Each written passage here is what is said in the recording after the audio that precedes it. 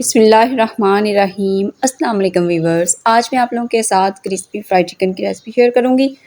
तो इधर एक बाउल ले लिया है इसकी ड्रेसिंग तैयार करने के लिए।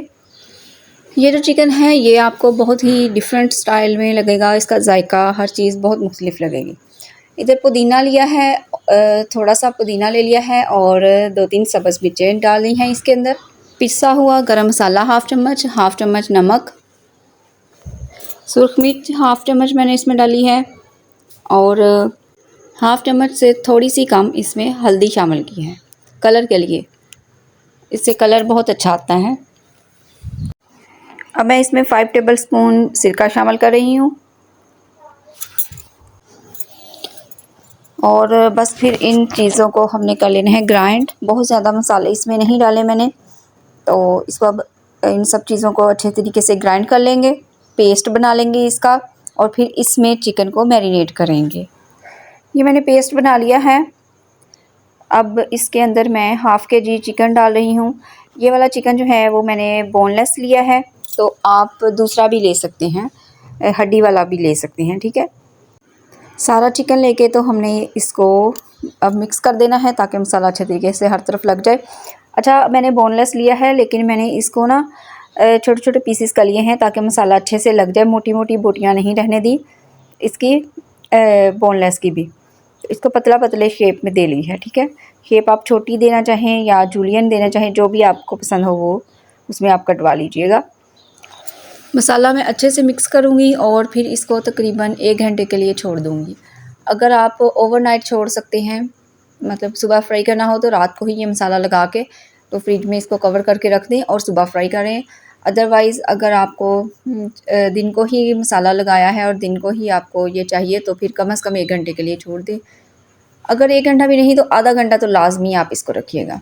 तकरीबन 1 घंटा हो चुका है, मैंने फ्रिज में रख दिया था इसको कवर करके, तो अब ये मैरिनेट हो चुका है। अब मैं मैदे की कोटिंग करूँगी। मैदा लिया है और ठंडा पानी लिया है, ठंडा पानी लेना है।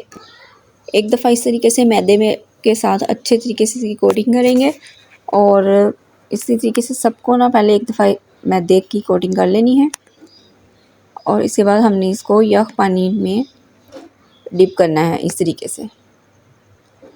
अगर आपने क्रम्स बनाने हैं तो फिर इस तरह कीजिएगा।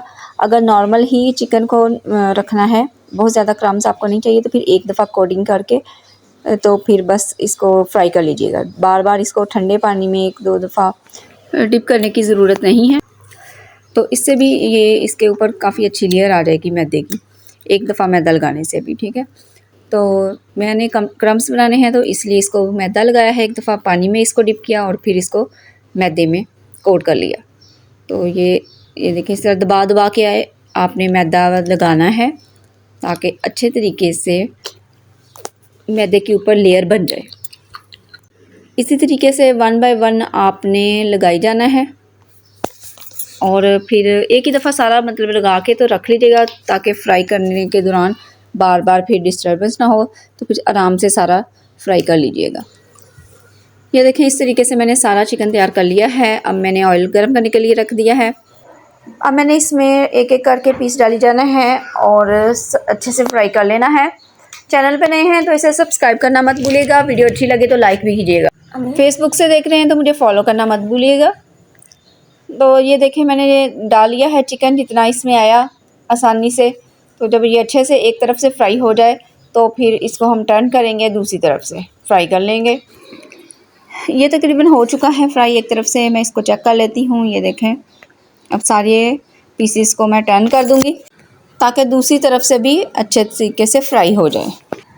ये देखें ये अच्छे तरीके से फ्राई हो चुका है, गोल्डन ब्राउन, बहुत ही माशाल्लाह प्यारा कलर आया है।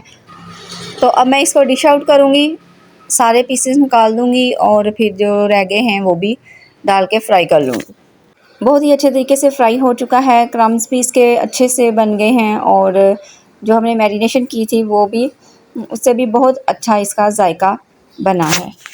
ये देखें अब इसकी फ़ाइनल लुक और कैसा बना, मुझे फ़ीडबैक ज़रूर दीजिएगा। दुआ में याद रखिएगा, अपना बहुत सारा ख्याल रखिएगा। अल्लाह हाफ़िज़।